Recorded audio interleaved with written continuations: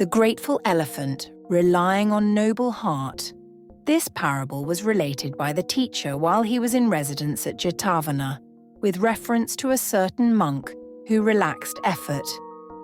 Said the teacher to him, "Of a truth, monk, did you not, in a previous state of existence, by exerting yourself, get and give to a young prince no bigger than a piece of meat, dominion over the city of Benares, a city 12 leagues in measure?"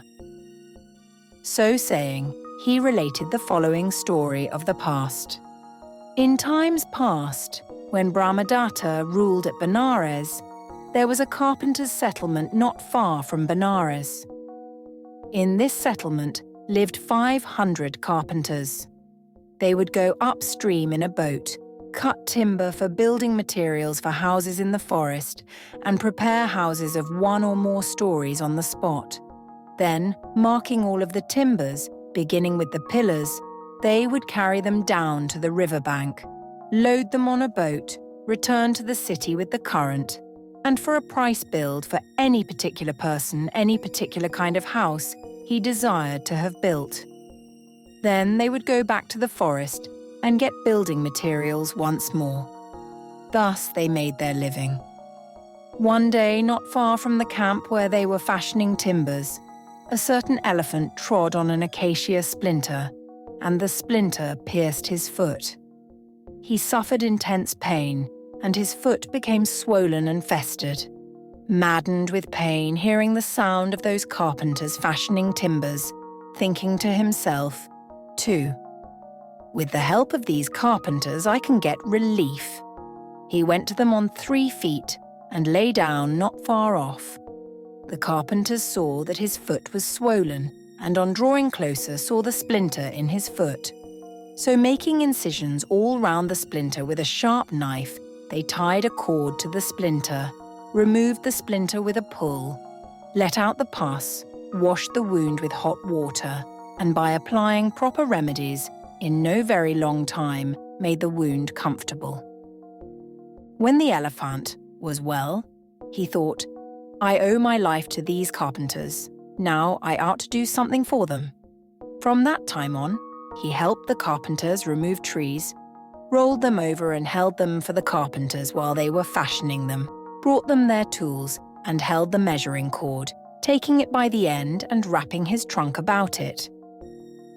As for the carpenters, when it was time to eat, each one of them gave the elephant a morsel of food. Thus, in all they gave him 500 morsels of food. Now that elephant had a son, and he was pure white, a noble son of a noble sire. So the following thought occurred to the elephant: "I am now old. I ought therefore to give my son to these carpenters to help them in their work, and myself go away." Without saying a word to the carpenters, he entered the forest, and leading his son to the carpenters said, "This young elephant is my son. You gave me my life. I give you this elephant by way of paying the fee which I owe to my physicians. Henceforth, he will work for you." Then he admonished his son, "Henceforth you are to do whatever it was my duty to do." Having so said, he gave his son to the carpenters, and himself entered the forest. From that time on, the young elephant obeyed the commands of the carpenters, was patient of admonition, performed all of the duties. They fed him also with 500 morsels of food. After doing his work, he would descend into the river and play, and then come back. And the carpenter's children used to take hold of him by the trunk and play with him, both in the water and on dry land. Now noble animals, whether elephants or horses or human beings, never dung or stale in the water. Therefore, he also did not dung or stale in the water, but attended to nature's needs out of the water, right there on the riverbank. Now one day, the god rained up the river. A half-dry cake of elephant dung, washed away by the rainwater, came down the river and drifted along until it stuck and lodged in a clump of bushes near the landing place of the city of Benares. Now the king's elephant keepers, with the thought in their minds, will let the elephants bathe, led 500 elephants to the riverbank.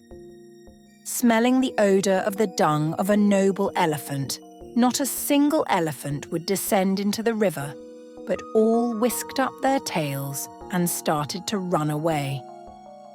The elephant keepers told the elephant trainers. Thought the latter.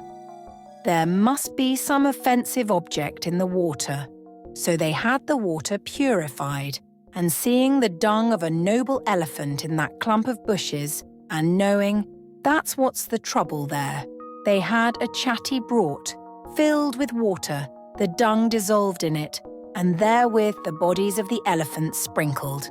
Their bodies became sweet-scented. Then they descended into the river and bathed. The elephant trainers reported that incident to the king, remarking, "That noble elephant should be sought out and brought to you, your majesty." The king made haste up the river with boats and rafts. With rafts bound upstream, he reached the place of abode of the carpenters. The young elephant, playing in the river, on hearing the sound of the drum, went and stood by the carpenters. The carpenters went forth to meet the king and said, "Your Majesty, if you have need of timber, why did you yourself come? Why shouldn't you have sent men to get it? I didn't come for timber, I assure you, but I came for this elephant. Take him and go, your Majesty." The young elephant would not go. "What, pray, will you have done, elephant?" "Have the carpenters paid for my keeping, your Majesty?" "Very well, I will," said the king. He had 100,000 pieces of money laid near each of the elephant's 4 feet, near his trunk, and near his tail. But for all that the elephant would not go. When, however, pairs of cloths had been given to all of the carpenters, when undergarments had been given to the carpenters' wives, and when the proper attentions had been paid to the children he had played with, then the elephant turned for a round, and eyeing the carpenters and their wives and their children as he went, accompanied the king. The king took the elephant, went to the city, and caused both city and elephant stable to be adorned. He caused the elephant to make rightwise circuit of the city and to be taken into the elephant stable. He adorned the elephant with all the adornments, sprinkled him, made him his riding animal, elevated him to the dignity of a friend, gave him half his kingdom, and had him treated as himself. From the day when the elephant arrived, the king obtained complete mastery over all the land of the rose apple. As time thus went on, the future Buddha received a new conception in the womb of the chief consort of that king. When her unborn child was ripe for birth, the king died. Now, if the elephant had known that the king was dead, it would have broken his heart then and there. So they said not a word to the elephant about the king's death, but waited on him just as if nothing had happened. But when the king of Kosala, who ruled over the country immediately adjoining, heard that the king was dead, he reflected, "The kingdom, they say, is empty," and came with a large army and surrounded the city. The citizens closed the gates of the city and sent the following message to the king of Kosala. "The chief consort of our king is about to give birth to a child. The soothsayers have told us, 7 days hence she will give birth to a son. If, on the 7th day, she gives birth to a son, we will give battle, not the kingdom. Wait that long." "Very well," said the king in assent. On the 7th day the queen gave birth to a son. On the day when he received his name, because, as they said, he is born extending a noble heart to the multitude, they gave him the name Noble Heart, Al-Achita. Now, from the day he was born, the citizens fought with the king of Kosala. But because they had no man to lead them in battle, the force, large as it was, gave way little by little in the conflict. Ministers reported this fact to the queen, saying, "We fear that if the force continues thus to give way, we shall lose the battle." But the state elephant, the king's friend, does not know that the king is dead, that his son is born, and that the king of Kosala has come to fight. And they asked her, "Shall we let him 5 know?" "Yes," said the queen, assenting. She adorned the boy, laid him in a head coil of fine cloth, came down from the terrace, and accompanied by a retinue of ministers, went to the elephant stable, and laid the future Buddha at the feet of the elephant. Said she, "Master, your friend is dead. We didn't tell you because we were afraid it would break your heart.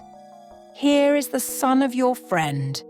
The king of Kosala has come and has surrounded the city and is fighting with your son. The force is giving way. Do you either kill your son or get and give him the kingdom?" Then the elephant with his trunk caressed the future Buddha and lifted him up and put him on his shoulders and cried and wept. Then he lowered the future Buddha and laid him in the arms of the queen, and with the words, "I will capture the king of Kosala," went out of the elephant stable. Then the ministers clad him with armor and adorned him, and unlocking the city gate, went out in his train. As the elephant went out of the city, he trumpeted the heron's call, making the multitude tremble and quake, and frightening them away. He broke down the stockade, seized the king of Kosala by the top knot, and carried him and laid him at the future Buddha's feet. And when men rose to kill him, he would not let them, but set the king free with the admonition, "Henceforth be careful. Do not presume on the youth of the prince." Thenceforth the future Buddha had complete mastery over all the land of the rose apple. No other adversary dared to stand up against him. When the future Buddha was 7 years old, he received the ceremonial sprinkling and became known as King Noble Heart. He ruled with righteousness, and when his life was come to an end, departed, fulfilling the path to heaven.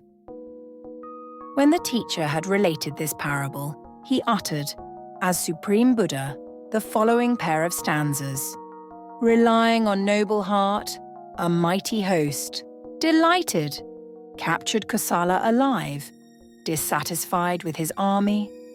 So also the monk who has found a reliance, who exerts strenuous effort, who cultivates the exalted states, to the attainment of Nibbana, shall, in due course, reach the destruction of all bonds.